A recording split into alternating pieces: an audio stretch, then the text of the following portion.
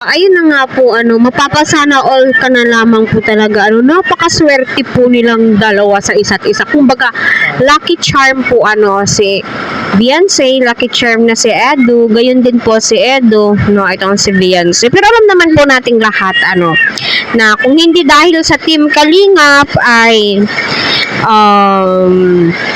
until now, may mga sponsor man si Beyonce, pero hindi po 100% na bibigay or limpak-limpak, pero blessed pa rin po kahit na ganon.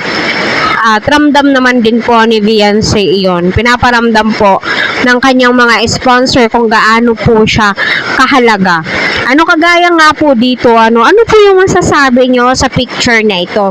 Para sa akin, nagkakapalagayan na po sila ng loob, di ba? Pansin nyo ba? Kahit ako, my God, masasabi ko talaga na naway si Edu na po, magsisettle down na, charot. Kung pwede lang, settle down? No, hindi Yung alam naman po nating lahat na hindi pa nga po pwede, darating ang araw, kung ipagkakaloob ng Panginoon, no, 'di ba?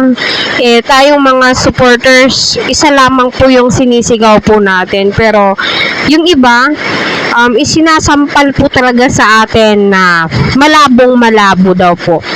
Oo, sa love team, sa tandem, kung ano pa pong serye po daw yan, pero sa real life, malabong-malabo. Tignan na lamang po natin. Although, minsan, bilang ako na reactor, minsan napapangunahan ko, sila pa rin po yung magdidesisyon yan. Like sa live, si Eds ay nadudulas, no, sa mga sinasabi niya.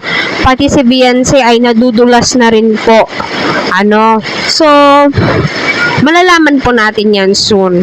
No, kasi alam nyo naman, andyan pa po sila sa stage ng kilalanin ng isa't isa. Hirap naman po, At alam ko, no, may isang salita po itong si Edu.